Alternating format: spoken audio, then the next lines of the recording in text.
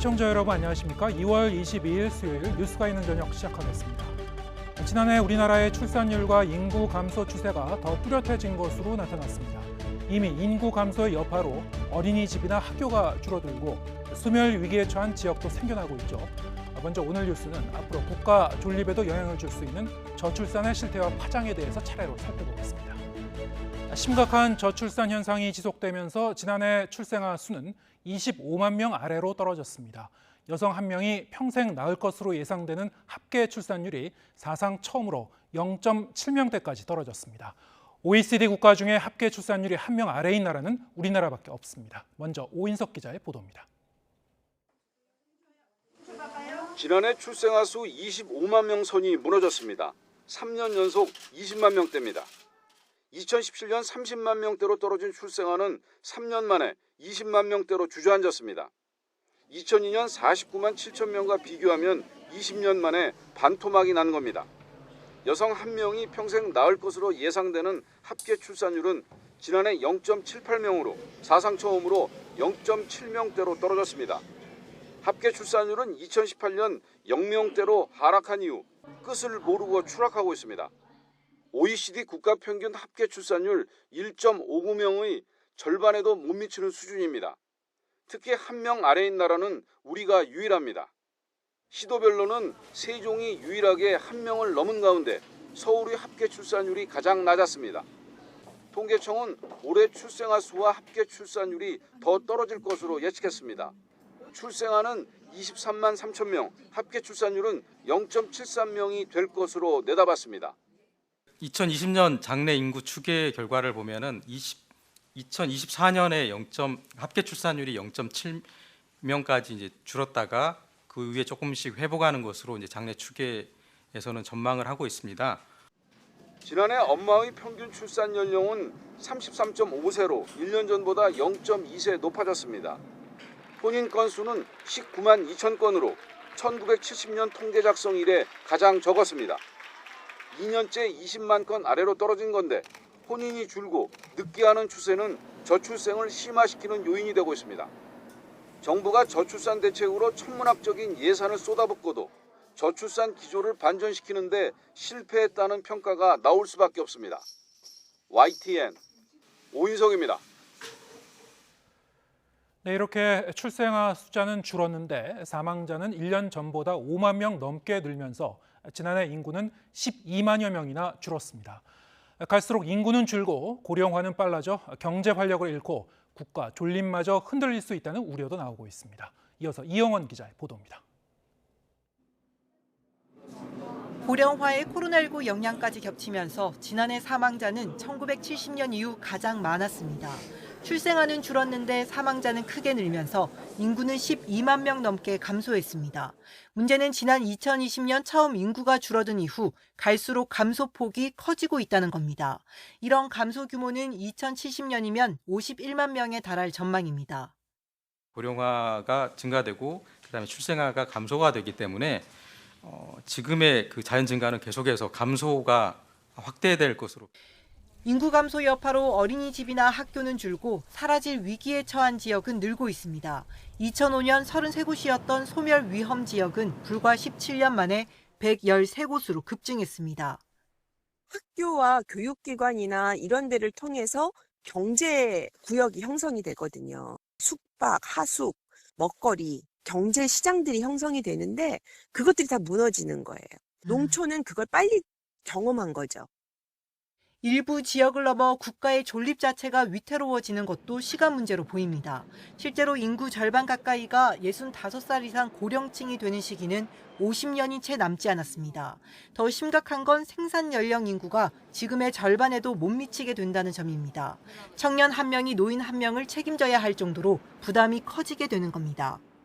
노인 부양비가 더 늘어나고 복지 비용이 더 늘어나고 경제 성장은 정체되고 출산부터 시작해서 육아, 취업, 교육, 그리고 이제 주택까지 연결돼 있는 거예요. 유기적으로 중장기적으로 계속 풀어나가야 되는. 지난 15년 동안 저출산 예산 명목으로 380조 원을 쏟아붓고 출산율을 끌어올리지 못한 것도 총체적 고민이 부족했기 때문입니다. 안정된 일자리와 주거, 아이 키우기 좋은 환경 등 장기적 대책 없이는 인구 감소세를 막을 수 없다는 게 전문가들의 공통된 의견입니다. YTN 이영훈입니다. 소아청소년과 전공의 부족 문제가 심각한 가운데 윤석열 대통령이 아이들 건강은 국가의 최우선 책무라고 강조했습니다. 소아의료체계 공백이 없도록 정부 재정을 투입해서라도 소아과 기피 현상을 바꾸라고 지시했습니다. 박석영 기자가 보도합니다. 응급 상황에 대학병원을 가도 소아과 전문의가 없어 진료를 받지 못하거나 수도권이 아닌 지역에선 중증 소아치료 인프라를 찾기가 어려운 게 현실. 소아청소년과 전공의 부족 사태가 사회적 문제로 커지는 가운데 윤석열 대통령은 서울대 어린이병원을 방문해 중증 소아 환자들과 보호자들을 만났습니다. 치료는 선생님도 중요하고 어머니 도움도 중요하지만 네가 의지를 갖는 게 제일 중요하니까 파이팅하자. 자, 이거 한번 해. 의료진들과 간담회를 연 윤 대통령은 국가가 한눈 파는 사이 아이들 치료에 최선을 다해준 의료진에게 면목이 없다면서 지난 정부를 애둘러 꼬집었습니다. 이어 아이들 건강을 챙기는 게 국가의 최우선 책무라고 언급했습니다. 24시간 상담, 중증 이런 소아 이런 진료 체계들 저희들이 조금 더 어떤 이런 공공정책 면에서 더 보강을 해가지고 아이들이 커 나가는데 지장이 없도록. 소아과를 기피하는 현상에 대해서는 의사가 아닌 정부 정책이 잘못된 탓이라고 지적했습니다. 그러면서 건강보험이 모자라면 정부 재정을 투입해서라도 바꿔야 한다고 강조했습니다. 대통령은 이날 간담회에 참석한 레지던트 4년차 전공의에게 소아과를 선택한 것을 잘했다는 소리가 나오도록 우리 정부가 정책을 펼쳐나가겠다 이렇게 말하기도 했습니다. 희귀 질환으로 인공호흡기를 착용한 어린이가 학교에 가고 싶어도 못 간다는 사연을 듣고는 복지가 아닌 인권 문제라며 학교에 간호사를 배치해 교육받을 방안을 마련하라고 주문했습니다. 대통령실은 저출생 시대에 미래 세대가 건강하게 자라도록 사회적 여건을 튼튼하게 해야 한다는 게 윤 대통령의 평소 생각이라고 부연했습니다. YTN 박석영입니다. 정부는 중증이나 응급 상황에서도 소아 진료가 이루어질 수 있도록 소아 진료 실적을 병원 평가에 반영하기로 했습니다. 밤이나 휴일에도 문 여는 병원을 늘리고 의료진의 24시간 상담도 추진됩니다. 이어서 신윤정 기자가 보도합니다. 인천의 상급 종합병원인 인천성모병원은 최근 전공의 부족으로 소아청소년과 야간 응급진료를 중단했습니다. 이처럼 심화하는 소아청소년과 인력난을 해결하기 위해 정부가 각종 유인책을 꺼내들었습니다. 먼저 소아 중환자실 입원료를 인상하는 등 소아 진료 보상을 강화하고 소아과 전문의의 파트타임 채용 등을 지원하는 등 근무 여건 개선책이 제시됐습니다. 동시에 24시간 소아응급 진료 여부와 소아응급 전담 전문의 배치 등을 상급 종합병원 지정과 평가 기준에 넣기로 했습니다. 기존 응급의료기관을 평가할 때도 소아 환자 진료 실적 반영을 강화하게 됩니다. 소아 진료 보상을 확대하는 것과 동시에 소아 응급 전담 전문의 배치, 24시간 소아 응급 제공 등과 같은 기준들을 제시하고 의료기관들이 이를 준수하도록 유도하겠습니다. 특히 중증 소아 환자의 전문 치료를 위해 어린이 공공전문진료센터를 10곳에서 14곳으로 늘리고 소아암 지방거점병원도 5곳 육성하기로 했습니다. 이와 함께 야간과 휴일에도 문을 여는 달빛 어린이병원에 대한 수가를 개선해 지금의 3배 정도 되는 병원을 참여시키고 의료인이 24시간 전화 상담하는 시범 사업을 올해 하반기부터 추진하기로 했습니다.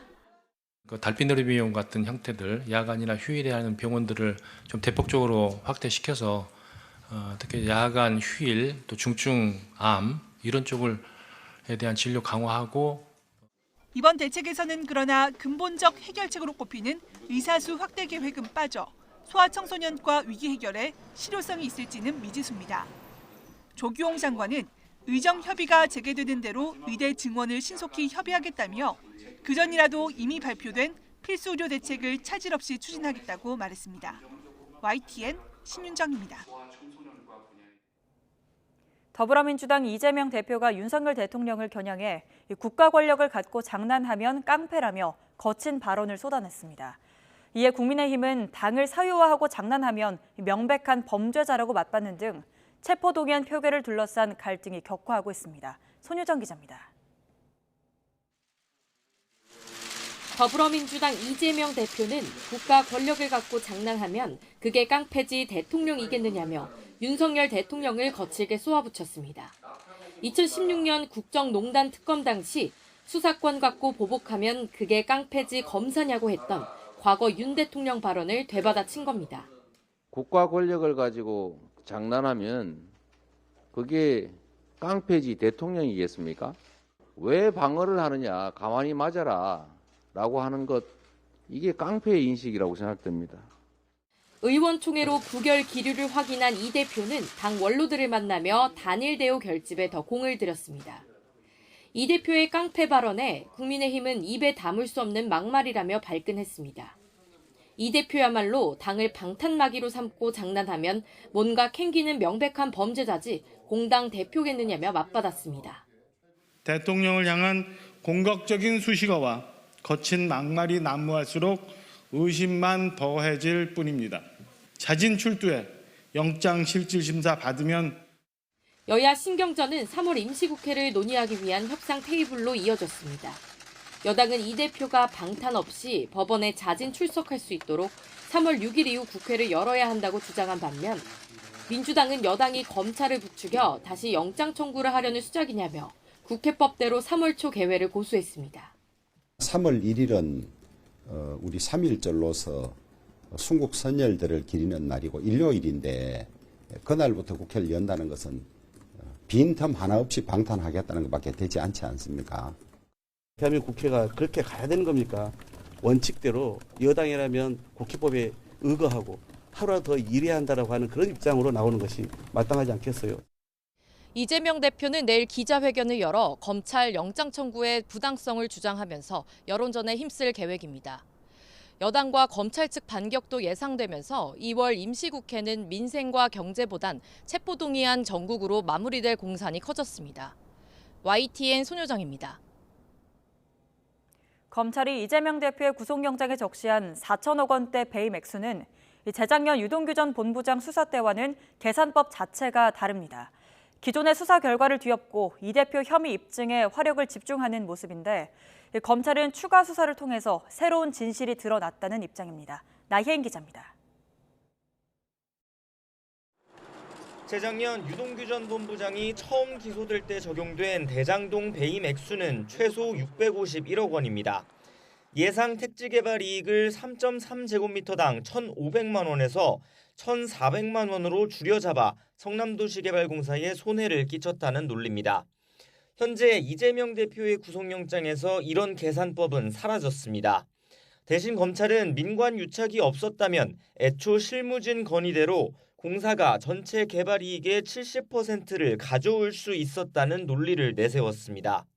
배임 액수는 7배 이상 껑충 뛰었습니다. 계산법을 바꾸는 건 대장동 배임의 책임 소재를 윗선으로 넓히는 것과는 다른 문제입니다. 유 전 본부장은 여전히 이 대표와 공범이지만 여전히 예전 계산법대로 배임 혐의 재판을 받고 있습니다. 김만배 씨를 비롯한 민간업자들도 마찬가지인데 1심 재판이 막바지에 다다른 상황에서 검찰이 유죄 입증 논리를 바꿔버린 겁니다. 검찰은 윗선 수사를 확대하는 과정에서 새로운 사실이 드러난 것뿐이라는 입장입니다. 기존 공소 사실과 모순되는 부분은 적절한 시점에 공소장을 바꾸든지 해서 정리할 거라고 설명했습니다. 다만 법정 공방은 더욱 치열해질 전망입니다. 대장동 일당의 바뀐 진술을 비롯해 추가 증거를 그대로 인정할 수 있는지, 바뀐 배임액 산정 기준이 타당한지 오랜 다툼이 예상됩니다. 변호인단에선 벌써 공사가 70%를 가져가는 사업에 누가 참여하느냐는 말이 나왔습니다. 초기 수사 논리를 스스로 허물고 이 대표 수사에 집중하는 검찰이 재판에서 어떤 결과를 받아들일지 주목됩니다. YTN 나인입니다. 쌍방울그룹의 대북송금 의혹을 수사하는 검찰이 경기도지사실을 압수수색하면서 민주당 이재명 대표를 계속 겨누고 있습니다. 지난번 4자 대질 조사에 이어 이번에는 김성태 전 회장과 이화영 전 부지사의 1대1 대질 조사를 벌이기도 했습니다. 김철희 기자가 보도합니다. 경기도청 곳곳이 몰려든 사람들로 붐빕니다. 검찰 이화영 전 경기도 평화부지사의 대북 송금 의혹 수사를 위해 경기도청에 대한 대대적인 압수수색에 나섰기 때문입니다. 눈에 띄는 건 농업기술원 등 스마트팜 사업 관련 기관뿐 아니라 경기도지사실과 도지사 비서실까지 강제 수사 대상에 올랐단 겁니다. 검찰은 도지사 개인 PC까지 압수수색 목록에 포함했는데 이에 경기도는 상관없는 곳까지 수사한다며 강하게 항의했습니다. 검찰이 이번에 도지사실을 포함한 건 결국 이재명 민주당 대표를 겨냥했다는 분석이 나옵니다. 현재 김성태 전 쌍방울 회장은 경기도의 스마트팜 사업 비용 500만 달러 등 모두 800만 달러 이상을 북한에 보냈다고 진술하고 있습니다. 그러면서 이화영 전 부지사가 모든 사항을 이재명 당시 경기도지사에게까지 보고했고 직접 통화를 한 적도 있다고 주장했습니다. 검찰 역시 스마트팜을 고리로 쌍방울과 경기도, 김 전 회장과 이재명 대표가 연결된 것으로 의심하고 있습니다. 하지만 같은 날 검찰에 또 나온 이 전 부지사는 다시 한번 혐의를 부인했습니다. 검찰이 혐의와 관련성이 떨어지는 대북 송금 의혹 수사에만 열을 올리고 있다고 비판하기도 했습니다. 물증을 얼마나 제시하느냐 같은 게 아마 관건이 될 것 같고, 실제로는 이제 외국환 거래법이라고 소환을 하고 있지만 조사 내용은 다 이제 어찌 보면 대북 송금에 대한 거거든요. 검찰은 오후 2시부터는 김 전 회장도 불러 이 전 부지사와 1대1 대질 신문을 벌였습니다. 두 사람만 마주 앉아 조사받은 건 이번이 처음인데 이 전 부지사는 쌍방울 관련 일은 전혀 몰랐다는 입장을 계속 유지한 것으로 전해졌습니다. 이재명 대표 역시 쌍방울과의 인연은 전혀 없다며 혐의를 부인하고 있는 가운데 엇갈리는 진술을 깰 만한 증거를 검찰이 확보할 수 있을지가 핵심으로 보입니다. YTN 김철입니다.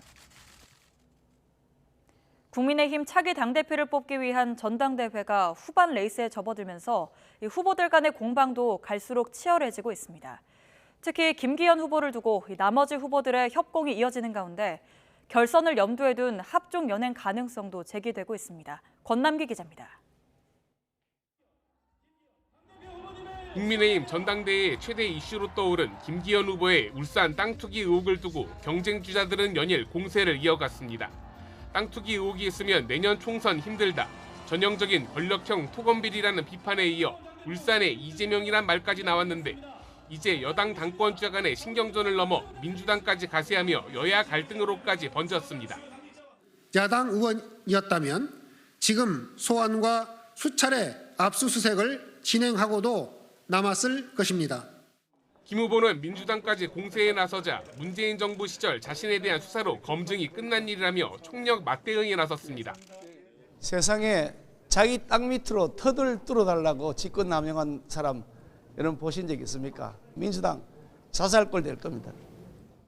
이런 가운데 안철수 후보도 자신의 보수 정체성에 대한 김 후보의 비판을 두고 대선 단일화 정신까지 부정하는 치졸함이라며 반격에 나서는 등 후보 간 난타전이 계속됐습니다.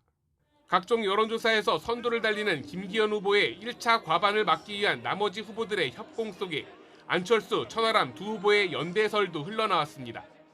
이태원 상권 회복 상품권을 좀 구매를 했습니다. 안철수 후보님께도 함께 하시면 좋지 않겠냐고 제안 드렸고, 이후 안 후보 측이 억지스럽다며 거절하고 천 후보 역시 연대는 없다고 선을 그었지만 결선 투표가 현실이 된다면 이들의 연대가 막판 변수가 될 거란 관측이 힘을 얻고 있습니다. 김기현 후보는 과반 득표로 1차전에서 승부를 마무리 짓겠다고 연일 강조하고 있지만 다른 경쟁주자들은 아직 판세를 단정하긴 이르다는 입장입니다. 국민의힘 전당대회까지 2주가량 남은 상황에서 당권 후보들 간의 공방은 갈수록 뜨거워질 것으로 보입니다. YTN 권남기입니다. 민주당 이재명 대표에 대한 수사 상황의 여지는 상임위 곳곳으로도 번지고 있습니다.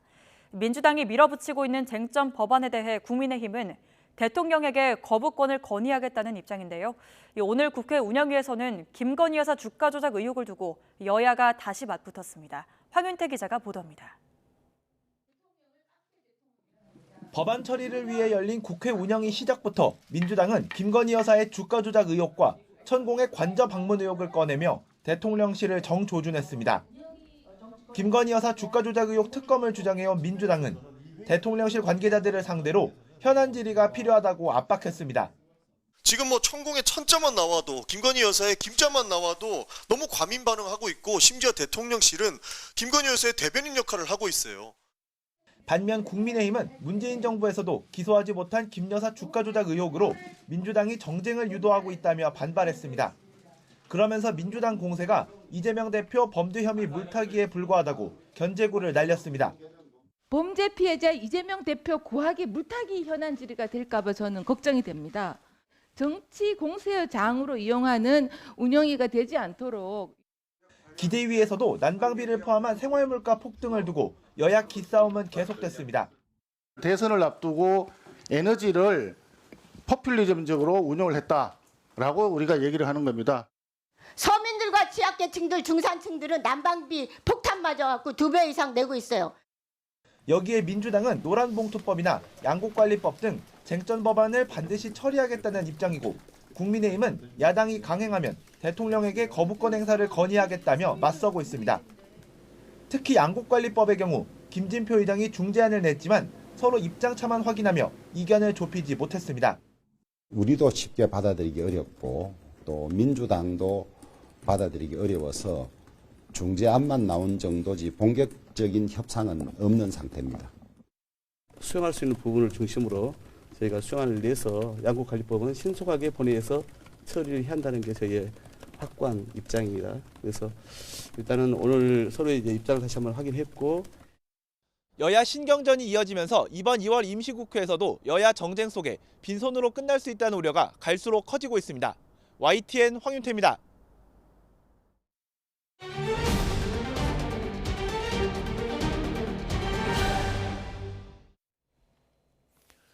네, 오늘의 정치권 소식 정가 브리핑에서 김준일 뉴스톱 수석 에디터와 함께 짚어보겠습니다. 안녕하세요. 예, 안녕하세요. 네. 자, 이 체포동의안 국회로 넘어왔고 다음 주 월요일 이제 표결을 앞두고 있는데 이재명 민주당 대표 이런 얘기를 했죠. 대통령이 국가 권력으로 장난하면 깡패와 같다. 그야말로 이제 작심을 하고 얘기를 한 것 같습니다. 어디서 좀 많이 들어봤었던 표현이기도 하죠.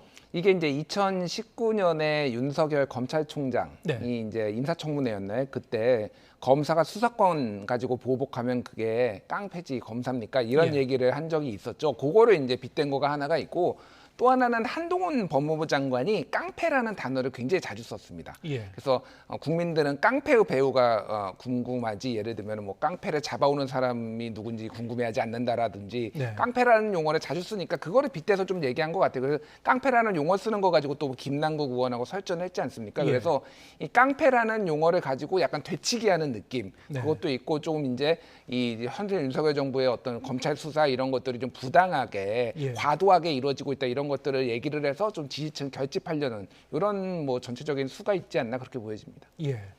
점점 지금 표결 날짜가 다가오면서 이 상호 간의 이제 공방의 그 수위는 높아지고 있습니다만 일단 지금 그 표결에 대해서 관전 포인트는 가결이냐 부결이냐 이런 쪽보다는 표가 얼마나 나오냐 이런 것 같습니다. 예, 어떻게 분석하시나요?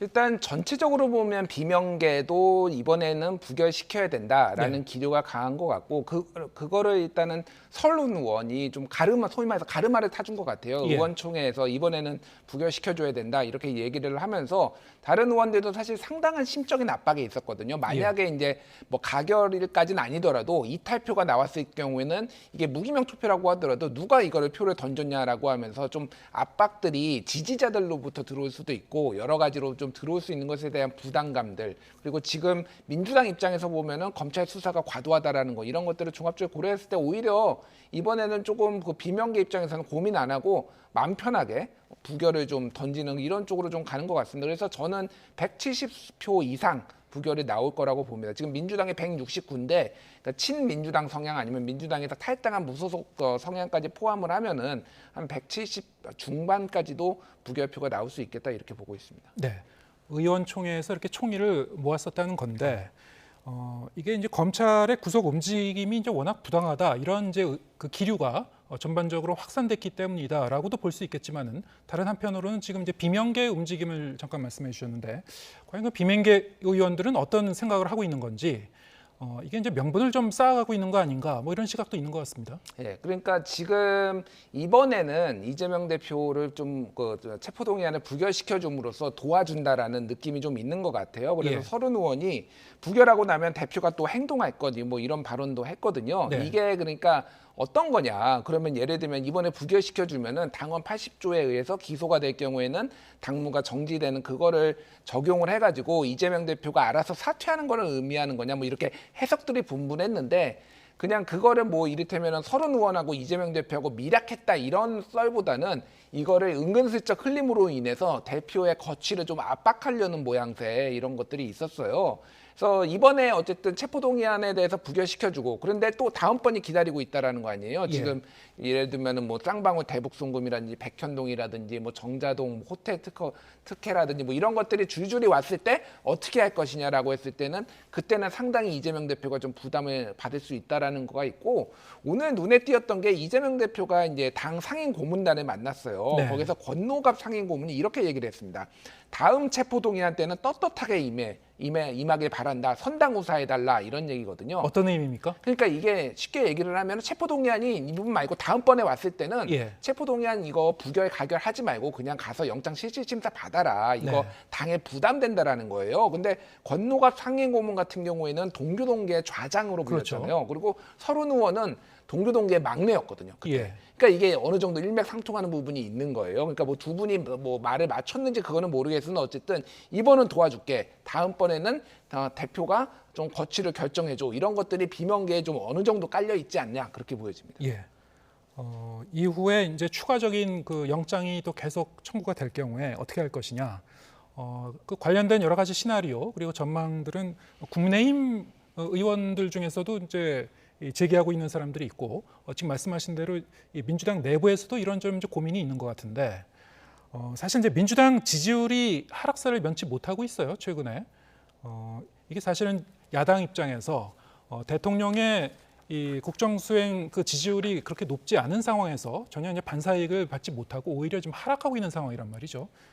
이걸 어떻게 볼 것이냐. 근데 의외로 민주당 이제 전략기획위원회죠. 내부에서 이제 분석한 그 내용을 보면은 사법 리스크의 영향은 상당히 미미하다 또 이런 얘기를 하고 있어요. 이거 어떻게 봐야 됩니까? 그러니까 어제 의원총회가 있었고 문진석 전략기획위원장이 3페이지 정도의 이제 문건들을 의원들한테 돌렸는데 분석을 했습니다. 왜 지지율이 낮은지에 대해서. 그러니까 쉽게 하면 보수층이 좀 더 결집했고 그거는 전당대회 컨벤션 효과가 있고 예를 들면은 전화 여론조사가 오는데 나는 민주당 지지자인데 내가 관심 없는 뭐 천하람, 뭐 김기현 누가 당대표 지지하느냐 물어봤을 때는 그냥 진보층을 끊어버린다라는 거거든요. 그 얘기가 아주 설득력이 없지는 않습니다만은 모두가 일관되게 이렇게 나타나는 게 이게 그러면 그것만으로 설명을 할 수 있느냐. 당 지지율은 어찌됐든 계속 정체하거나 하락하고 있기 때문에 그것만으로 민주당에서도 보고 있지는 않은 걸로 알고 있습니다. 그리고 네. 비명계에서는 상당히 우려를 하고 있어요. 다만 예. 아직 총선이 좀 기간이 많이 남아있기 때문에 그 이후에는 유동적으로 변할 수 있다는 건데 일단은 이 파고를 한 번은 넘어야 된다라고 지금 의원들은 생각을 하고 있습니다. 예. 민주당 전략기획위원회의 그러한 그 분석 내용을 우리가 이제 액면 그대로 받아들이기는 좀 모호한 측면도 있을 것이고 아무래도 이제 시간이 갈수록 점점 더 현실을 인식하지 않을까 지금 말씀하신 그런 시나리오로 간다면 자 그럼 어떻게 되는 겁니까? 지금 올 하반기까지 이게 사실은 장기전으로 가야 되는 문제인데요. 사법 리스크는. 그러니까 일단은 뭐 기소가 있고요. 예. 그리고 이제 기소 전에 이제 구속영장 청구가 있고 기소가 있고 재판이 있는데 재판에 공판이 있고 그게 하나가 아니라 한 4-5개가 굴러간다고 하면은 예. 이재명 대표는 거의 매일 그러니까 일주일에 한두 번씩은 무조건 이걸로 이제 기사가 날 거란 말이에요. 예. 재판에 출석을 하고요. 예, 뭐가 됐든 안 좋은 쪽으로 네. 뭐가 이제 1심 결과가 나오면 또 항소할 거고요. 그러면은 이게 이제 당에서도 그래서 매우 고민이 깊다. 여러 의원들을 만나보고 그래도 그런 말씀들을 하세요. 그래서 지금 뭐 여러 나오는 시나리오 중에 하나가 이재명 대표가 어느 정도는 결백을 좀 입증을 하고 그러니까 총선이 좀 임박해서는 당 선당 후사를 위해 사퇴하는 방안 그게 뭐 언제가 될지는 모르겠고 이게 아주 구체화된 건 아닌데 이런 얘기들이 솔솔 나오고는 있거든요. 다만 그게 이제 실제 이재명 대표와 그 친명들이 어느 정도 수긍을 할지, 그러니까 명예로운 퇴진은 어느 정도 인정해 줄지 그걸 받아들일지가 이제 관건인 것 같아요. 그런데 말씀하셨듯이 이게 2번, 3번 이렇게 됐을 때 비명들도 이거는 조금 좀 힘들지 않느냐는 기류가 형성됐을 때 그때가 조금 분수령이 되지 않을까 그렇게 보여집니다. 네. 이 대표가 내일 오전에 기자회견을 연다고 하죠. 어떤 얘기를 할까요?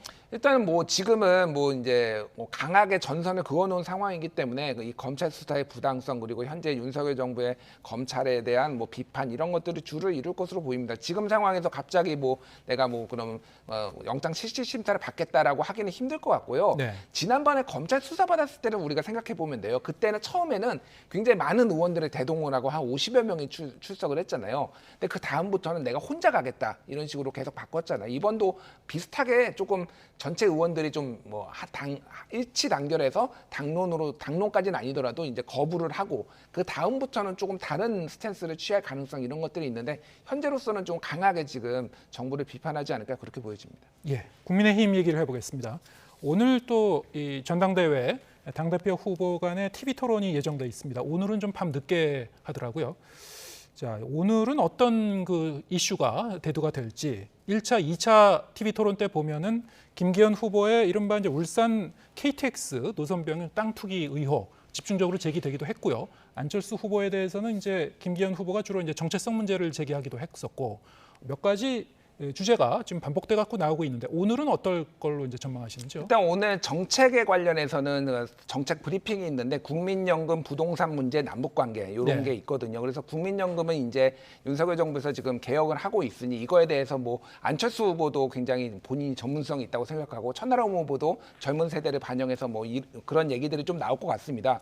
그런데 오늘 나오는 게 하필 또 부동산 문제예요. 그러니까 부동산 문제가 부동산 정책도 있지만 자연스럽게 김기현 후보의 이런 뭐 소위 말하는 지역 톡착 비리 의혹 이런 거와 관련해서 질의가 이어질 것으로 보이고요. 아무래도 좀 뭐 김기현 의원은 지금 정치 생명을 걸겠다라고까지 강하게 얘기를 했잖아요. 여기에서 조금 강하게 불꽃 튀는 공방이 이루어지지 않을까 그렇게 보여집니다. 네. 김기현 후보의 이제 해명 내용을 보면은 지금 뭐 황교안 후보라든가 다른 쪽에서 좀 강하게 문제 제기를 한 데 대해서 사실 문이다라는 그런 그 취지로 계속 좀 강하게 부정을 하고 있습니다만 이를테면은 처음에 토지를 살 때 얼마의 토지를 샀고 그래서 정확하게 얼마의 시세 차익을 냈고 노선 변경은 왜 된 건지 자기는 어떻게 이해를 하고 있고 그렇기 때문에 자기는 뭐 무관하다든가 좀 구체적인 해명이 나오면은 조금 더 이해하는 데 도움이 될 것 같은데 지금까지 이제 해명 내용을 보면은 토론회에서는 당시 이제 민주당처럼 얘기하는 거 아니냐 이런 투로 이제 좀 반격을 하곤 했었죠. 지금 어떻게 이제 흘러갈 것 같습니까, 이 공방이? 일단 지금 김영우 전 의원이 이제 안철수 선대본부장을 맡고 있는데 이런 얘기를 했어요. 김기현 후보가 계속 민주당처럼 공격하면 안 된다 이렇게 강하게 비난을 했는데 민주당이 앞으로 김기현 후보가 당대표가 되면은 직접 공격할 거다. 미리 이제 예방 주사를 맞는 거다. 이런 취지의 얘기를 했거든요. 네. 이게 그러니까 지금 민주당도 TF를 만들었습니다. 이거를 검증을 하겠다고. 그래서 이게 상당히 쟁점화될 가능성이 있고 윤희석 이제 그 대변인 김기현 캠프 대변인이 YTN 뉴스 정면 승부 이제 라디오에 어제 나와가지고 이거 다 얘기를 했는데 이를테면은 뭐 1,800배 차익은 아니다. 그리고 25년 동안 6배밖에 안 뛰었다. 뭐 이런 식으로 해명을 했고 맹지다. 이게 도로도 나지 않은 그런 식으로 해명을 했는데 가장 결정적으로 39살에 이 정도의 큰 땅을 사가지고 이게 왜 갑자기 노선이 변경이 됐는지에 대해서는 명쾌하게 해명이 안 되는 부분들이 있어요. 아마 국민들도 그래서 어떻게 이게 된 건데 라는 부분들을 의문을 가지실 겁니다. 그래서 그 부분을 김기현 후보가 구체적으로 해명을 할 것이냐 아니면은 좀 뭉개는 방식으로 갈 것이냐는 오늘 좀 지켜보면 될 것 같고 이게 이후에 당대표가 되더라도 상당히 문제가 될 가능성 뭐 이를테면은 뭐 천하람 후보 같은 경우에는 울산 이재명이다 이런 식으로 지금 얘기를 할 정도거든요. 그래서 이게 당내 상황뿐만 아니라 민주당으로부터도 상당히 공격을 받을 가능성이 높아 보입니다. 그럼 1차적으로 당대표 이 투표에서 어느 정도 김기현 후보의 표를 잠식할 수 있는 요인이 될 것 같습니까? 아니면은 영향은 미미할 것 같습니까? 저는 영향은 미미하다고 봅니다. 왜 그러냐면은 이게 민주당 대선 후보 경선하고 굉장히 비슷해요. 그때 상대방 후보 이낙연 후보 측에서 대장동 관련해서 굉장히 많은 의혹을 제기를 했잖아요. 네. 근데 결과적으로 보면은 약간은 막판에는 좀 흔들렸지만은 이재명 후보가 대선 후보가 되는데 영향을 끼치지 않았어요. 오히려 지지층을 결집시키는데 이게 게다가 당원 투표기 때문에 이게 무슨 국민들의 중도층에 있으면 이게 흔들리겠지만 당원들은 약간 굉장히 확신을 가지신 분들이거든요. 내가 지지하는 후보에 대해서. 그렇기 때문에 크게 영향을 미치지는 않을 것이다라고 보여지지만은 그러니까 더 문제는 김기현 후보가 당대표가 됐을 때 이런 공세들을 이제 국민의힘이 잘 벗어날 수 있느냐. 네. 이재명에게 됐던 기준이 김기현에게 왔을 때 이거를 잘 헤어나올 수 있느냐. 이제 이게 좀 관건이 될 것 같습니다. 꼬리표처럼 이제 따라다닐 수가 있다. 뭐 그런 지적을 해주셨고, 자 그러면 이 전당대회 당대표 이 투표가 1차 투표에서 끝날지 결선 투표로 갈지가 이제 첫 번째 이제 관전 포인트인 것 같은데요. 그러기 위해서는 이제 여론조사에서 선두를 달리고 있다는 김기현 후보뿐만이 아니고 안철수 후보, 황교안 후보, 천하람 후보, 다른 후보의 이 지지세 어떻게 지금 그 분산이 되고 서로 어떻게 견제를 하고 있고 이런 역학관계가 굉장히 중요할 것 같습니다. 특히 요 며칠 사이 좀 주목을 끄는 부분이 안철수, 천하람 후보 간에 뭐 사석에서는 서로 뭐 덕담을 나누기도 하고요. 뭐 연대설까지 일각에선 제기되고 했는데 오늘 뭐 천하람 후보 같은 경우에는 거기에 대해서 좀 부인을 하기도 했죠. 근데 뭐 임시적으로는 뭐 전략적 제휴를 할 수 있는 것 같기도 하고 뭐 어떻게 보십니까? 이 두 사람의 관계는? 일단은 두 사람이 좀 더 다른 후보들에 비해서 조금 지지층이 상대적으로 겹치고 아니면 이제 좀 어떤 정치 정서적으로 좀 가깝다라고 인식을 하는 것 같아요. 다만 결선 투표가 있기 때문에 단일화나 이런 거는 필요 없고 만약에 누군가 결선에 갔을 때 이 지지층을 온전히 끌어안을 수 있느냐. 그러니까 뭐 천하람 후보는 본인이 올라간다고 진짜 강하게 믿고 있어요. 그렇기 때문에 안철수 지지표를 가져오려면은 이런 운을 좀 띄어놔야 될 필요성들이 있는 것 같습니다. 다만 오늘 이제 천하람 후보가 이태원 그 상가 활성화를 위해서 같이 가자라고 제안을 했는데 안철수 후보 측이 거절을 했거든요. 약간 고심하다가 그게 이제 이 천하람 페이스에 끌려가면 안 된다 이렇게 좀 보는 것 같아요. 그래서 어느 정도는 선을 긋지만은 약간의 가능성들, 이 결선을 대비한 약간의 우호적인 시그널들은 좀 가는 것 같고 중요한 거는 황교안 후보가 이제 김기현 후보하고 단일화를 할 것이냐. 왜냐하면 결선 투표를 안 가기 위해. 그런데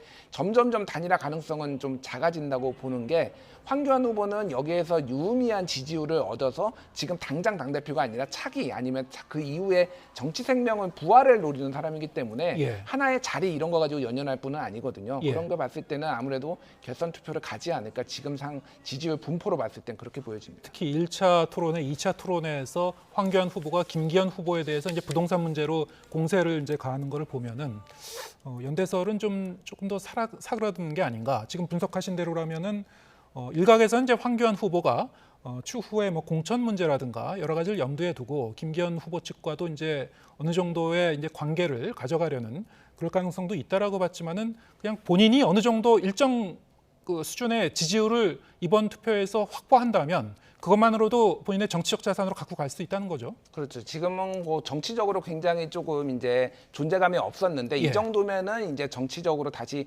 부활할 수 있다고 판단하는 것 같고 김기현 캠프 측에서 사실은 소위 말해서 부정선거 음모론과 좀 손잡는 것에 대해서 저하는 부분이 있어서 단일화가 쉬워 보이지는 않아 보입니다. 알겠습니다. 오늘 말씀 여기까지 듣겠습니다. 김준일 뉴스톱 수석 에디터와 함께했습니다. 고맙습니다. 감사합니다.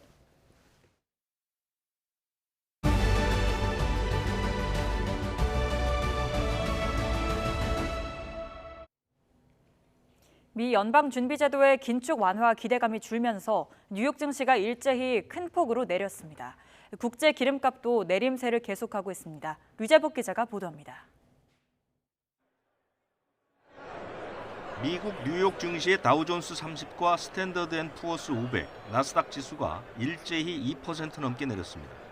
올해 들어 가장 많이 떨어졌을 뿐 아니라 지난해 12월 25일 이후 최다 낙폭입니다. 미국 중앙은행인 연방준비제도가 통화정책을 긴축에서 완화로 틀 거란 기대감이 옅어진 게 하락 이유로 꼽힙니다. 미국 경제가 비교적 잘 돌아간다는 신호가 여기저기서 잡히고 있기 때문입니다. 실제로 노동시장과 소비자 구매력이 강력하다는 지표가 잇따르고 있습니다. 실물 경제의 방향을 보여주는 구매자 관리지수는 50을 넘어 경기 확장 쪽으로 신호를 보내고 있습니다. 지난달 물가지수도 시장 전망치를 넘어 오름폭이 컸습니다. 이에 따라 연준이 다음 달 기준 금리를 0.5%포인트 올리는 이른바 빅스텝을 밟을 가능성이 커지고 있습니다. We want to get to the Fed to stop raising rates. That's what the market wants. What we need is to see the data get better, continue to be like January, be better than expected. 같은 이유로 뉴욕 기름값은 닷새 연속 내렸습니다. 뉴욕 상업거래소의 다음 달 인도분 서부 텍사스산 원유는 1배럴 76.16달러로 18센트 떨어졌습니다. 기름값은 긴축 정책이 유지되면 경기 침체 걱정이 커져서 하락하는 경향을 보입니다. YTN 유주복입니다. 미국의 긴축이 더 강하고 길어질 거란 우려가 커지면서 원달러 환율이 2달 만에 1,300원을 넘었습니다. 내일 금융통화위원회를 앞둔 한국은행의 고민은 더 깊어졌습니다. 김지선 기자가 보도합니다. 10원 넘게 급등하며 출발한 원달러 환율이 1,304.9원까지 올랐습니다. 환율이 마감가 기준 1,300원을 뚫은 건 2달여 만입니다. 미국의 긴축이 더 강력해질 거란 우려가 커진 데 따른 겁니다. 미국 증시가 2% 넘게 내려앉으면서 우리 주식시장도 휘청였습니다. 미국 중앙은행 연준이 추가적으로 금리를 더 많이 올릴 것이다라는 부분이 우려가 되고 있고요. 그로 인해서 미국 국채 금리가 좀 큰 폭으로 상승하면서 전 세계적으로 달러가 다시 강세를 좀 보이고 있습니다. 올해 들어 안정되는가 싶던 환율은 이번 달 들어 심상치 않은 오름세를 이어가고 있습니다. 외환당국은 긴급회의를 소집하고 최근 다시 확대되고 있는 환율 변동성을 점검했습니다. 기준금리 결정을 앞둔 한국은행의 고민은 더 깊어졌습니다. 당분간 금리 인상의 파급 효과를 지켜보겠다지만 미국 연준이 다음 달 정례 회의에서 금리를 0.5%포인트 올리는 빅스텝을 단행할 수 있다는 전망까지 나오고 있기 때문입니다. 우리가 먼저 기준금리를 동결할 경우 한미 금리 역전폭이 사상 처음으로 1.75%포인트까지 벌어질 수도 있는 겁니다. 금리 상단이 이미 5.5% 수준까지 올라갈 수 있거든요. 이 경우 우리가 3.5에서 머물면 기준금리 격차가 2%포인트 이상 벌어집니다. 이건 우리가 한 번도 경험해보지 못한 것이기 때문에 금리를 올릴 가능성도 완전히 배제할 수는 없습니다. 경기 침체 우려가 큰 상황에서 금리를 또 올리기는 쉽지 않을 거란 의견도 많아 이번에도 금융통화위원들 간 의견이 팽팽히 맞설 전망입니다. YTN 김지선입니다. 은행의 과점 문제와 돈잔치 등을 둘러싼 질타가 이어지는 가운데 은행권 제도 관행을 개선하기 위한 TF가 공식 출범했습니다. 금융당국은 은행권 경쟁 촉진을 위해 은행업 인가를 세분화하거나 또 챌린저 은행을 도입하는 방안 등을 검토하기로 했습니다. 강희경 기자가 보도합니다. 금융당국과 은행 등 금융업 관계자들이 한자리에 모였습니다. 최근 성과급과 명퇴금 잔치로 질타받고 있는 은행권의 제도와 관행을 손보기 위한 TF가 공식 출범한 겁니다. 금융위원회는 국민은 고금리로 고통받는데 은행권은 막대한 이자 수익을 올리고 있다며 각종 문제점을 과감히 개선하겠다고 강조했습니다. 안전한 이자 수익에만 안주하는 지나치게 보수적인 영업 형태 등 그간 은행권에 대해 제기된 다양한 문제점들을 TF는 주제를 크게 6가지로 나누어 논의할 예정입니다. 무엇보다 가장 관심이 집중되는 건 대형 시중은행의 과점 해소 방안으로 금융당국은 경쟁 촉진을 위해 은행업 인가 세분화와 챌린저 은행 도입 등을 검토하기로 했습니다. 인허가 단위를 나눠 특정 분야의 경쟁력 있는 은행들을 활성화하거나 기존 은행의 시장 영향력에 도전하는 소규모 특화 은행을 만들겠다는 겁니다. 앞서 금융감독당국 수장들도 은행의 과점적 행태를 지적하며 이를 해소하기 위해 모든 가능성을 열어두고 있다고 강조했습니다. 구체적인 방법은 지금 방향을 정해놓지는 않지만 모든 가능성은 다 열어놓고 과점적 요소를 각 분야별로 조금 제거하는데 저희 관심을 최대한 기울이고 이와 함께 TF는 예대금리차 공시제도 개편 등 금리체계 개선 방안을 검토할 방침입니다. 보수체계 개선을 위해 경영진 보수에 대한 주주 투표권 도입 여부 등도 살피기로 했습니다. 은행 예금이나 대출의 한 90%를 5대 시중은행이 차지하고 있으니까 너무 심하다. 그러니까 이런 부분은 분명히 좀 손볼 필요가 있고. 고강도 압박이 이어지자 은행들이 대출 금리를 자진 인하하는 등 몸살이기에 나선 가운데 금융위는 TF와 실무작업반 운영을 통해 6월 말까지 개선 방안을 마련할 계획입니다. YTN 강희경입니다.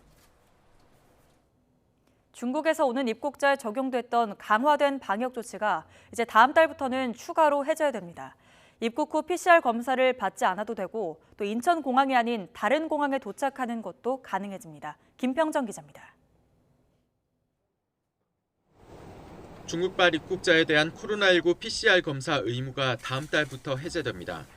중국의 코로나19 유행이 안정 단계에 접어들었다는 판단에서입니다. 정부는 3월 1일부터 중국발 입국자에 대한 입국 후 PCR 검사를 해제하고 인천공항 외의 다른 공항을 통한 입국도 재개하겠습니다. 세계보건기구 자료에서 최근 중국의 코로나19 신규 환자와 사망자는 지난해 12월 말과 비교해 99%와 95%씩 감소했습니다. 중국발 입국자의 코로나19 주간 양성률은 검사가 의무화된 첫 주에 18%에 달했다가 최근에는 0.6%까지 떨어졌습니다. 중국에서 우려할 만한 변이 바이러스가 발견되지 않은 점도 방역 조치 완화의 근거가 됐습니다. 중국과 함께 홍콩과 마카오발 입국자도 입국 후 검사가 중단됩니다. 제주와 김해 등 지역 공항과 중국을 잇는 직항편도 재개될 예정입니다. 다만 입국 전 검사와 Q코드를 통한 검역정보 사전 입력 조치는 다음 달 10일까지 유지됩니다. 이런 조치들이 이제 완화되는 것에 대한 영향을 저희가 약 10일 정도 모니터링을 한 이후에 크게 그 안정세 유지에 이제 크게 무리가 없다라고 한다면은 나머지 조치에 대해서도 종료할 예정입니다. 이로써 중국발 입국자에 대한 방역 조치는 지난 11일 단기 비자 발급과 17일 항공기 증편 제한이 차례로 해제된 뒤 입국 후 검사까지 풀리게 됐습니다. 입국 후 검사 의무가 해제돼도 입국할 때 37.3도 이상 발열 증상을 보이면 PCR 검사를 받아야 합니다. YTN 김평정입니다.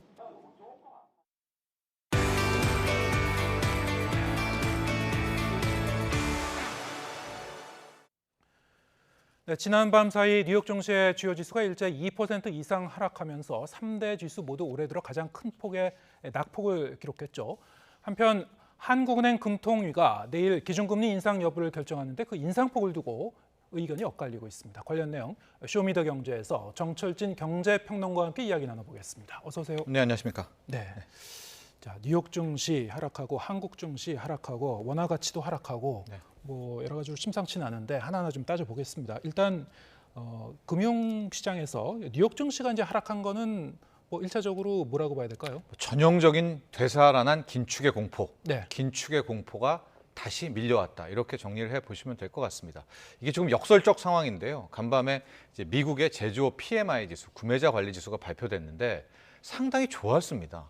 그럼 우리가 지표가 좋으면 경기 침체 안 오겠네라고 생각을 해야 될 텐데요. 예. 이렇게 경기가 다시 나아지려는 이런 조짐을 보이자 시장은 이러면 물가가 다시 들썩이겠구나.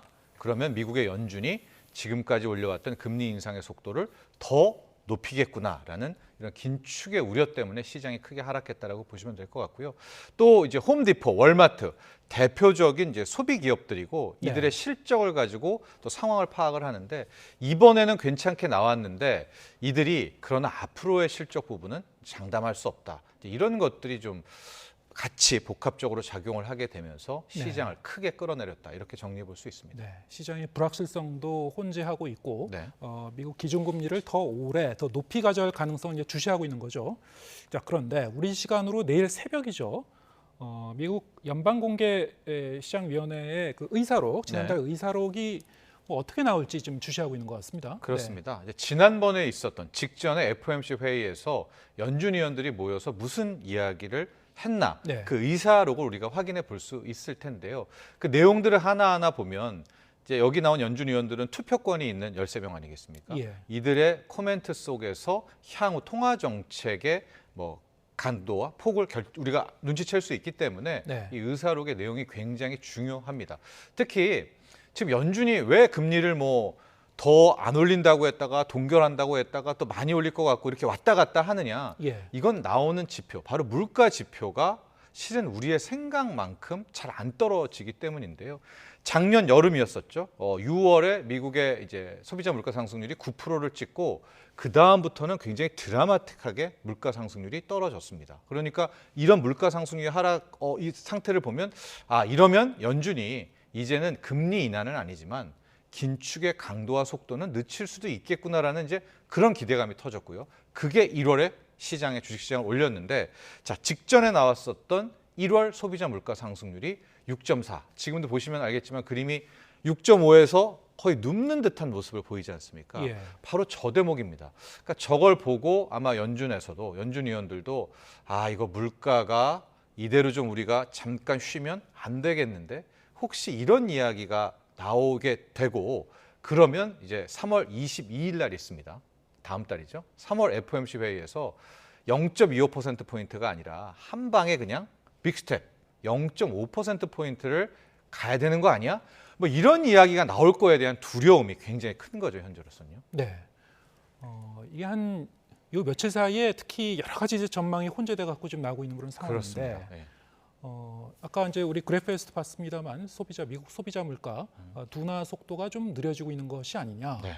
내일 새벽에 나오는 이제 의사록을 보면 조금 더 이게 매파 발언이 이어진 건지 그렇죠. 좀 분명하게 알 수 있겠습니다만 맞습니다. 어떻습니까? 그럼 0.25%포인트, 예. 0.5%포인트 어느 쪽 더 가능성이 높다고 보십니까? 저는 개인적으로 3월에 빅스텝은 아닐 거라고 보고 있고요. 예. 베이비 스텝 0.25%포인트 인상을 예측하고 전망하고 있습니다. 왜 일단 그렇습니까? 여기까지 갈 때는 두 가지 정도의 관문이 있습니다. 예. 당장 이번 주 금요일 날에 연준이 특히 더 주목하게 되는 1월 PCE 물가 지수. 이건 이제 상품군이 훨씬 더 높습니다. 그렇기 때문에 오히려 소비자 물가 상승률보다 이 PCE 상승률이 지수 상승률이 훨씬 더 연준이 잘 보는데 이때 한 번 더 추이를 봐야 되는 기회가 있고요. 네. 그리고 3월 14일이 되면 미국의 2월 소비자 물가 상승률을 이제 확인할 수가 있거든요. 그런데 앞서 이제 우리가 그래프를 봤지만 물가 상승률이라는 것은 전년 동기 대비를 보게 되는데요. 작년에 미국은 2월, 3월, 4월, 5월, 7월, 8월, 6월까지 거의 드라마틱하게 물가가 많이 올랐었습니다. 그러니까 전년 동기 대비로 한다면 실질적으로 역기조 효과죠. 높았기 때문에 높은 상태에서 높아봤자 이게 상승률은 크지 않을 수 있거든요. 네. 아마 이런 점들도 우리가 함께 체크를 해봐야 되겠고요. 물론 이제 뭐 전월 대비를 많이 보겠죠. 그런 차원에서 저는 3월에 빅스텝을 밟기는 좀 가능성은 낮다고 보고 있고요. 또 하나가 금리 인상이라는 것은 펀더멘털 대비 금리를 올릴 수 있냐 없냐거든요. 예. 근데 지금 나오는 지표들이 뭐 제조업도 좋아져, 고용도 좋아져, 굉장히 탄탄한 것으로 보이지만 저는 실질적으로 연준에서 0.5를 또 밟을 정도로 그렇게 미국 경제를 강하게 보진 않을 것 같습니다. 그러나 현재 시장에서는 뭐 팩트를 전해드리면 페드 워치라는 곳에서는 3월에 빅스텝을 밟을 확률이 기존에는 없다가 그게 18%였다가 지금 가능성을 25%까지는 확대한 그 상황이다. 이런 말씀 전해드립니다. 예, 알겠습니다.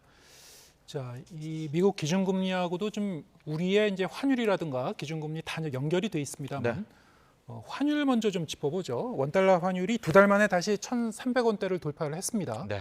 자, 이 원인과 배경 어떻게 봐야 됩니까? 그러니까 그 직전에 보면 1,210원대까지 떨어졌단 말입니다. 예. 이게 불과 굉장히 짧은 시간에 즉 미국의 1월 소비자 물가 상승률 발표 직후에 다시 이제 급상승을 했죠. 그러니까 달러 강세, 원화 약세가 나왔습니다.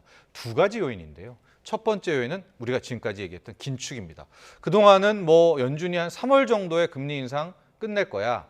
길어봤자 5월일 거야. 뭐 이랬다가 지금 물가가 안 잡히는 것 같으니까 네. 더 긴축에 대한 이제 기대감이 높아지지 않았었습니까? 그러면은 아주 쉽게 생각해서 미국 금리 높이면 달러는 다시 뭐 미국 찾아가겠죠. 그렇죠. 그래서 달러 강세가 나온 것이고 두 번째는 우리 자체의 문제인데 지금 우리의 무역 수지가 정말 너무너무 심각한 수준입니다. 지금 올해 들어서 한 50일 만에 네. 지난해에 한 49% 정도의 무역 적자가 났다고 하죠. 그렇습니다. 그러니까 작년에도 뭐 거의 420억 달러 이상 적자가 나면서 가장 큰 폭의 적자였다라고 했는데요.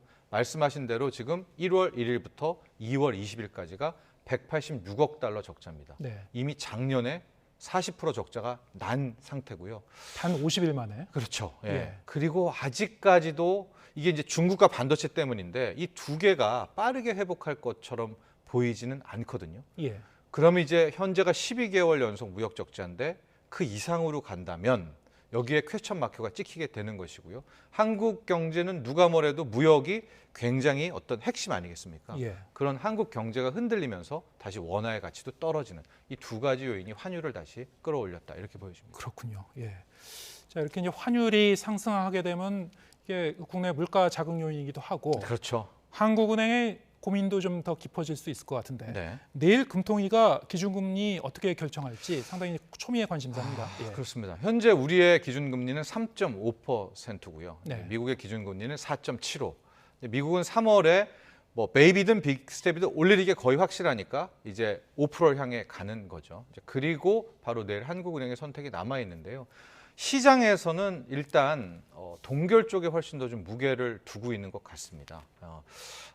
왜냐하면 이 금리도 조금 전에 말했지만은 우리가 누울 자리를 보고 발을 뻗는다고 예. 여건이 돼야 그에 맞춰서 금리를 올리는 부분인데 현재 과연 한국 경제가 뭐 금리 인상을 받아들일 만한 펀더멘탈은 아니다라는 거. 또 이창용 한은행 총재도 뭐 물가 안정을 초점에 두면서 긴축을 유지하겠다라고 했는데 이제 중간에 지금의 통화 정책도 상당히 긴축적인 수준이다. 뭐 이런 이야기도 같이 했었거든요. 예. 이런 것 때문에 시장에서는 금리 동결 쪽의 가능성을 높게 보고 있지만 말씀하신 대로 최근 일주일, 2주 이 상황이 좀 굉장히 좀 급변하고 있거든요. 예. 특히 환율 부분 같은 경우가 여기서 다시 또 1,320원 이상으로 튀어오르면 우리 작년 하반기에 겪었던 막 1,350원, 1,400원, 1,450원 또 위도 또 열려버립니다.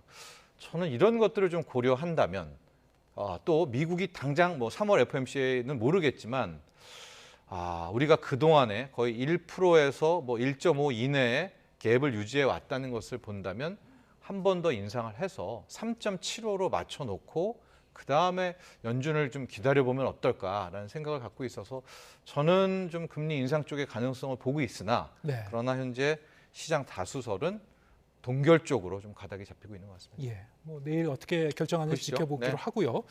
그런데 지금 그 경제 지표들 나오는 걸 보면은 한국은행의 저 고민이 깊을 수밖에 없는 그 몇 가지 이유가 있는 것 같습니다. 네. 특히 경제 고통 지수 뭐 역대 최고치를 기록했다고 하는데 네. 이게 물가하고 실업률로 계산하는 거죠. 그렇습니다. 물가도 높은데 네. 또 실업률도 높다는 건 또 경기도 침체되고 서민들이 버틸 여력이 점점 줄어든다는 얘기거든요. 네. 예. 우리가 뭐 경제학 시간에 배우는 스태그플레이션입니다. 그렇죠. 예. 물가는 계속 높은데 물가만큼 임금도 올라가야 될 텐데 실업률이 높아버리면서 이제 쓸 돈도 없고 경기가 꺾이는 이제 경기 부진에 대한 그런 모습인데요. 그래서 우리가 이걸 뭐 경제 고통 지수다 이렇게 표현하고 있는데 지금 상황이 전형적인 그런 모습입니다. 이제 2019년, 20년, 21년, 22년의 모습이 나오고 있는데요.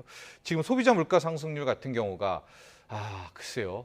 그 대비해서 저렇게 높은 상황에서 실업률까지도 못 따라오는 그런 상황이 있기 때문에 예.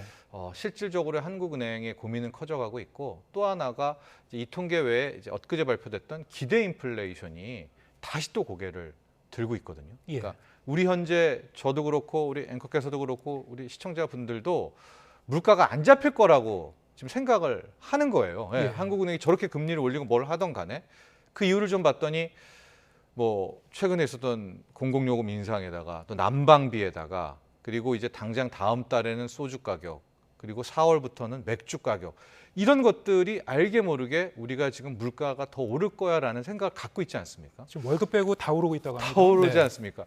그러니까 이런 상황에서라면 물가 안정에 초점을 두는 한국은행이 자 과연 동결로 이걸 맞설 수 있을까? 여기에 대해서도 좀 생각을 해봅니다. 네. 자 이렇게 되면은 한국은행의 기준금리, 우리 미국의 기준금리 어떻게 가져갈 것인가? 네.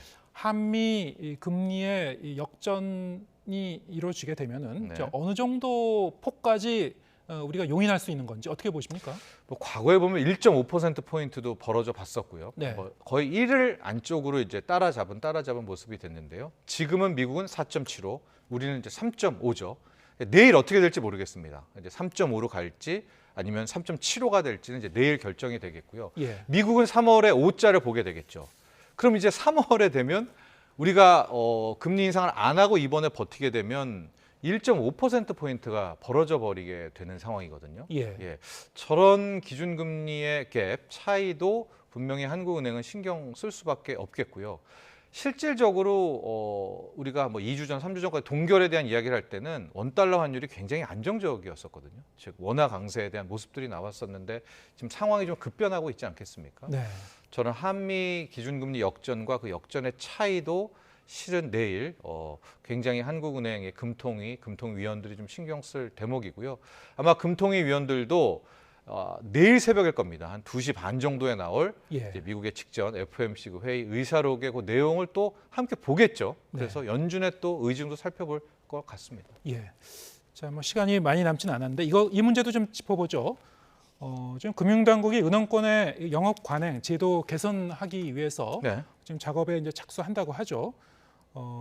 은행 산업 뭐 구조 전반을 좀 수술하지 않을까 뭐 이런 그 전망이 나오고 있는데 이게 애초에 이제 시작된 거는 윤석열 대통령이 은행의 이제 돈잔치 대책을 주문을 했었고 뭐 과점 문제도 이제 지적을 했었고 지금 여러 이제 금융 당국이라든가 정부가 이제 이 작업에 착수하는 것 같습니다.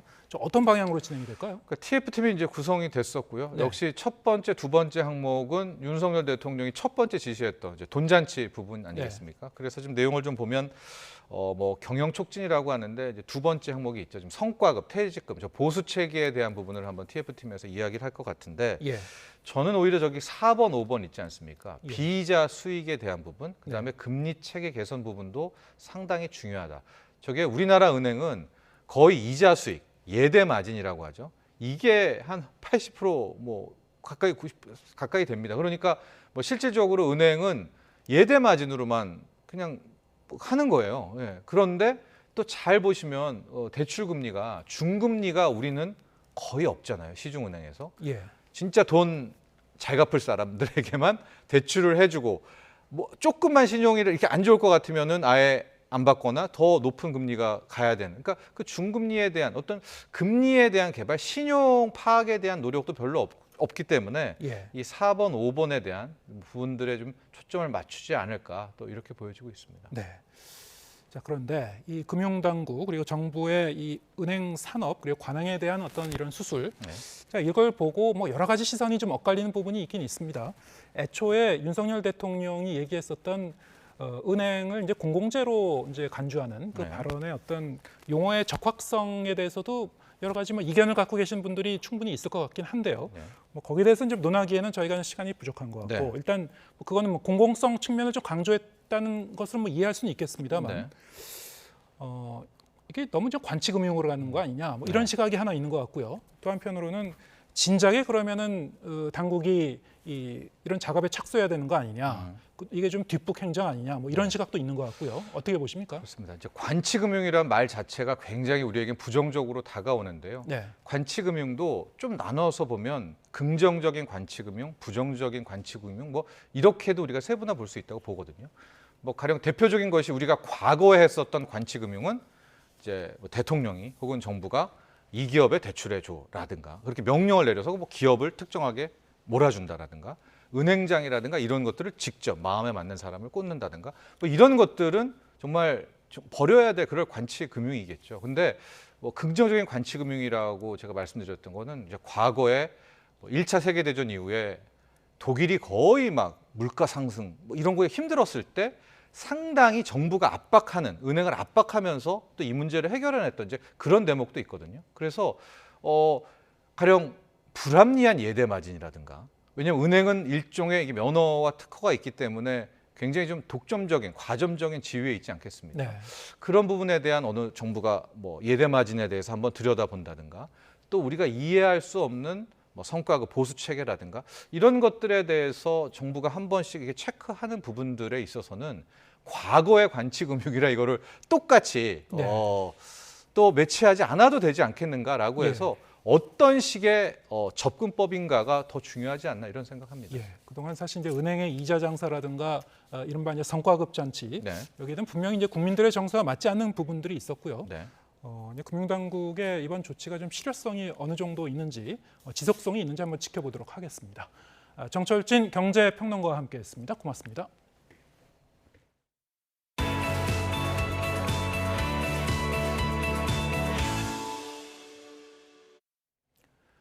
서울경찰청 간부의 뇌물수수 사건을 수사하는 고위공직자범죄수사처가 해당 간부가 수사 무마 청탁 대가로 금품 3억 원을 약속받은 정황을 포착한 것으로 파악됐습니다. 공수처는 이 가운데 일부가 실제로 전달된 것으로 보고 있는데 재작년 출범한 공수처가 부패 사건을 인지해 수사에 나선 건 이번이 처음입니다. 김혜린 기자의 보도입니다. 서울경찰청과 대우산업개발사무실 등 10여 곳에 대해 12시간가량 압수수색을 벌인 공수처. 이 가운데 일부는 연이틀 압수수색 대상이 됐습니다. 압수수색 영장엔 서울청 소속 경무관급 간부 A씨가 대우산업개발 측으로부터 수사 무마 청탁 명목으로 금품 3억 원가량을 약속받았다는 내용이 적시된 것으로 파악됐습니다. 지난해 1월 대우산업개발은 분식회계 의혹으로 고발당하면서 이상영 회장과 한재준 대표이사 등이 경찰 수사 대상에 올랐습니다. 이후 서울청 금융범죄수사대가 본사를 압수수색하는 등 수사를 본격화하자 이 회장 측이 당시 강원경찰청에 있던 A씨에게 도움을 요청하며 뇌물 3억 원을 약속했다는 게 공수처의 판단입니다. A씨는 과거 함께 근무하며 알고 지내던 금융범죄수사대 소속 B 계장에게 청탁을 전했고 그 대가로 대우산업개발 측으로부터 수차례에 걸쳐 실제 1억여 원을 건네받은 것으로 보고 있습니다. 이 같은 의혹과 관련해 YTN 취재진은 A씨와 이 회장 측에 여러 차례 연락을 시도했지만 답을 들을 수 없었습니다. 확인 요청을 좀 했는데 아직 저희도 피드백을 못 받아가지고 지금 뭐 드릴 말씀이 없어가지고요.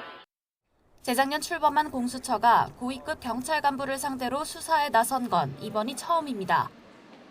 게다가 부패 범죄를 자체 인지해 강제 수사를 벌인 첫 사례인 만큼 수사 성패에 대한 관심이 쏠립니다. 공수처는 우선 A씨와 이 회장 등을 입건하고 B 계장 등 관련자들에 대한 수사에도 속도를 내겠다는 방침입니다. YTN 김혜린입니다. 동거녀와 택시기사를 잇따라 살해한 혐의로 기소됐던 이기영이 첫 재판에서 계획적으로 범행을 저질렀다고 인정했습니다. 검찰 조사 때는 우발적인 살인이었다고 진술했다가 기존 입장을 뒤집은 건데요. 그 배경이 뭔지 박정현 기자가 보도합니다. 넉 달 사이 동거 여성과 택시기사를 잇따라 살해한 혐의로 재판에 넘겨진 32살 이기영. 앞서 검찰 조사에선 피해자 2명을 모두 우발적으로 살해했다는 진술을 고수해왔습니다. 그러나 첫 재판에 나와선 돌연 입장을 번복했습니다. 계획적으로 저지른 범죄라는 검찰의 공소 사실을 이해 없이 인정한다고 밝혔습니다. 금전 목적으로 그럼 범행하고 있다고 보고 인정을 하고 있는 건가요? 그 공소 사실에 나와 있는 대로 다 인정을 한 부분이기 때문에. 검찰은 이기영이 피해자들의 계좌에서 돈을 뽑거나 숨진 여성의 아파트를 처분하기 위해 매매 계약서를 조작하는 등 금전을 노리고 범행을 저질렀다고 의심할 만한 단서를 여러 찾았습니다. 특히 이기영이 동거 여성을 살해하기 전에 인터넷에 독극물을 검색하는 등 범행 방법을 알아본 정황도 포착돼 우발적 살해를 뒷받침할 근거는 더 희박해졌습니다. 그래서 이기영이 검찰 수사 결과와 동떨어진 주장을 계속하다간 형량이 더 무거워질 수 있다고 보고 태도를 바꿨을 거란 해석이 나옵니다. 재판부가 이기영이 반성하지 않는다고 판단해 이를 양형에 반영할 가능성이 있기 때문입니다. 좀 사실과 동떨어진 주장 같은 걸 하면은 진지한 반성을 안 했다라고 평가가 될 확률이 있어서 그래서 일단은 그 계획적이었다라고 인정을 한 것 같고요. 이기영은 또 피해 회복을 위해 노력하겠다며 다음 공판기일까지 시간을 넉넉히 달라고 재판부에 요청하기도 했습니다. 이 역시 형량이 조금이라도 낮아지길 기대한 전략이라고 볼만한 대목입니다. 재판이 끝난 뒤 숨진 택시기사의 유족 측은 YTN 취재진과 만나 이기영이 피해 회복을 언급한 데에 분노하면서 사형이 선고되길 바란다고 밝혔습니다. 이기영의 다음 재판은 오는 4월 12일 열릴 예정입니다. YTN 박정현입니다. 법원이 동성과 결혼한 커플에 대해 건강보험 부양 자격을 인정하라고 판결하면서 다양한 생활 공동체에 대한 권리 보장 문제가 다시 사회적 관심으로 떠올랐습니다. 전통적인 가족 개념의 사회적 제도가 현실을 반영하지 못한다는 지적도 잇따르고 있는데 이번 판결을 계기로 입법 논의에 속도가 붙을지 주목되고 있습니다. 최민기 기자가 보도합니다. 동성과 결혼한 성소수자의 건강보험 피부양자 자격을 인정한 법원 판결의 핵심은 법적인 부분은 아니지만 그 본질은 같다는 점입니다. 이에 재판부는 사회보장 제도와 같은 공적 영역에서 성적 지향을 이유로 한 차별은 특히 있어서는 안 된다는 점을 강조했습니다. 불평등이 아니라 평등을 선택해야 하고 차별과 혐오에 동참할 것이 아니라 그간의 과오를 반성할 수 있어야 합니다.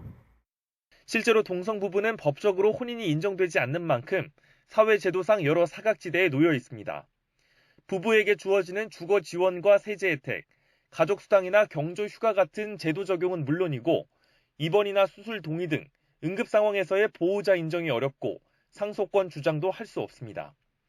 국가인권위원회도 현재 법과 제도는 전통적 가족 개념에만 근거해 다양한 생활 공동체에 대한 실질적인 보호가 이루어지지 않고 생활 전반에 걸쳐 이들을 차별하고 있다고 지적했습니다. 앞서 원고 패소로 판결한 1심에서도 혼인할 권리를 성별로 제한하지 않고 가족 생활을 존중받을 권리로 이해하는 것이 점진적인 추세라고 강조했습니다. 프랑스와 독일 등 다수 국가가 동성혼을 법으로 인정하고 이탈리아와 영국 등 다수 국가가 동성 커플을 위한 동반자 제도를 둔 사례를 그 예로 들었습니다. 국회도 최근 야당을 중심으로 이와 관련한 입법화 움직임을 보이고 있습니다. 다양한 상황을 고려하지 않는 지금의 가족 규정은 사각지대를 만듭니다. 우리도 생활 동반자 제도 도입을 본격적으로 논의할 때입니다. 이에 따라 생활 공동체의 가족과 같은 법적 지위를 인정하는 등의 이른바 생활 동반자법 발의도 추진되고 있습니다. 누구든 내가 지정을 한 사람과 함께 생활 동반자로서 살아가겠다라고 하는 사람들도 그런 정부 지원의 대상이 될 수 있도록 하는 우리 사회가 변화된 가족 관계를 법적으로 포괄할 수 있도록 하는 그런 제도입니다. 건강보험 피부양자 자격을 인정한 판결에 이어 다양한 생활 공동체의 권리를 뒷받침할 사회보장제도 보완 입법화 논의에 속도가 붙을지 주목됩니다. YTN 최민기입니다. 한미일 3국이 오늘 동해상에서 미사일 방어 훈련을 벌였습니다. 북한이 연이은 도발에 나선 지 이틀 만에 연합훈련에 나서면서 3국의 안보 협력을 과시했습니다. 조수연 기자가 보도합니다. 우리나라의 이지스 구축함인 세종대왕함과 미국의 베리함, 일본의 아타고함이 동해에 모였습니다. 북한의 대륙간 탄도미사일 ICBM이나 중거리 탄도미사일 등의 발사를 가정한 방어 훈련을 위해서입니다. 훈련 지점은 독도에서 180여 킬로미터 떨어진 해상. 한미일이 가상의 탄도미사일 표적을 탐지해 공유하고 미국이 이를 요격하는 방식으로 진행됐습니다. 훈련 시간은 5시간 정도로 짧았지만 합동참모본부는 이번 훈련을 계기로 3국 간 협력이 더 많아질 것이라고 설명했습니다. 한미일은 이번 해상 미사일 방어 훈련을 통해 안보 협력을 강화하고 대응 체계를 더욱 확고히 하였습니다. 한미일 3국의 미사일 방어 훈련은 지난해 10월에 이어 이번이 두 번째입니다. 군은 북한의 대륙간 탄도미사일 화성 15형 재발사 등 긴급성 등을 고려해 진행됐다고 밝혔습니다. 미사일 방어 훈련과 함께 일본 요코스카 미 해군 7함대에선 한미일 3국 해상 지휘관 회의도 열렸습니다. 이 자리에선 북한 미사일 도발에 대응해 3자 훈련을 강화하는 방안 등이 주로 논의된 것으로 알려졌습니다. 북한의 미사일 도발 횟수와 강도가 높아지면서 한미일 안보 협력도 더 촘촘해지고 있습니다. YTN 조수연입니다. 일본 정부가 올해도 시마네현 다케시마의 날 행사에 차관급을 파견하면서 독도 영유권 억지 주장을 반복했습니다. 우리 정부는 주한 일본 대사관 총괄 공사를 초치하는 등 즉각 엄중히 항의했습니다. 보도에 김세호 기자입니다. 일본의 부당한 독도 영유권 주장의 상징인 시마네현의 다케시마의 날 행사. 일본 정부는 이 행사에 차관급인 나카노 히데유키 내각부 정무관을 참석시켰습니다. 2차 아베 내각 발족 직후인 2013년부터 11년 연속 차관급을 파견한 겁니다. 여기에 올해도 독도가 일본 땅이라는 억지 주장을 반복했습니다. 다케시마와 歴史的事実に照らしてもかつ国際法上も明らかに我が国固有の領土であります。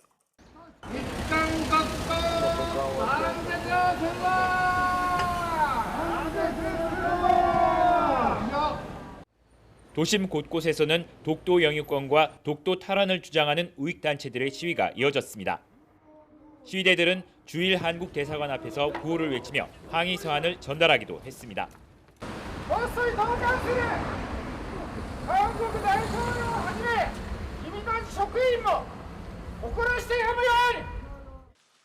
우리 정부는 구마가이 나오키 주한 일본 대사관 총괄 공사를 외교부 청사로 불러 엄중히 항의했습니다.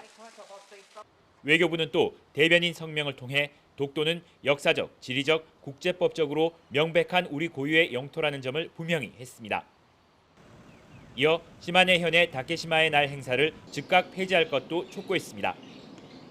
일본의 부당한 독도 영유권 주장이 이어지면서 한일 관계 개선을 위한 노력에 찬물을 끼얹을 수 있다는 우려가 나오고 있습니다. 도쿄에서 YTN 김세호입니다.